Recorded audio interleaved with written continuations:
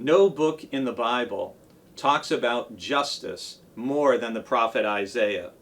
Isaiah exhorts his hearers then and now to place our confidence in God and to lead such public and private lives that demonstrate that we are a people of justice as God is.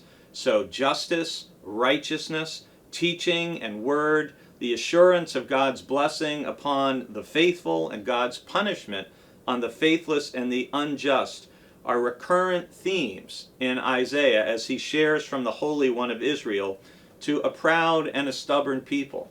And that theme of justice, you heard that in my sermon on Sunday from chapter 1, where you have that almost as part of the introduction to the book about learn to do good, seek justice, rescue the oppressed, defend the orphan, plead for the widow.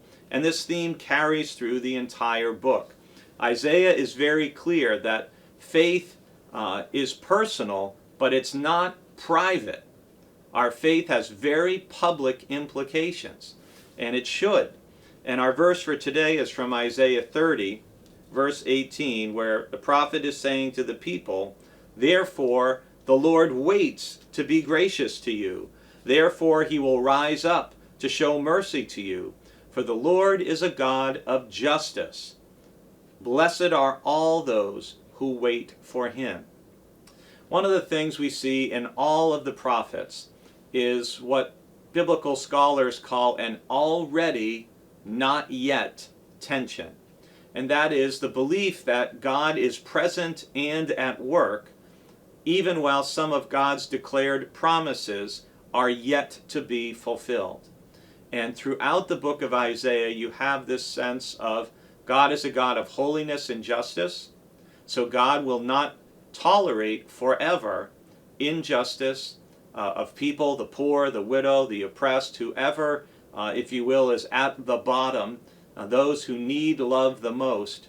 God will not forever allow those individuals, those groups, to be abused, to be taken advantage of. God's justice will come in this life or in the next. And the call for us as we both wait actively upon the Lord for God to act, we are also called to take action as God gives us the courage, the faith, and the wisdom to know what steps to take. But make no mistake about it, beginning with Isaiah and through all the rest of the prophets, we will hear to greater and lesser degrees about the importance of us being faithful, just, and committed to helping those who are what Jesus will call in his day the least of these.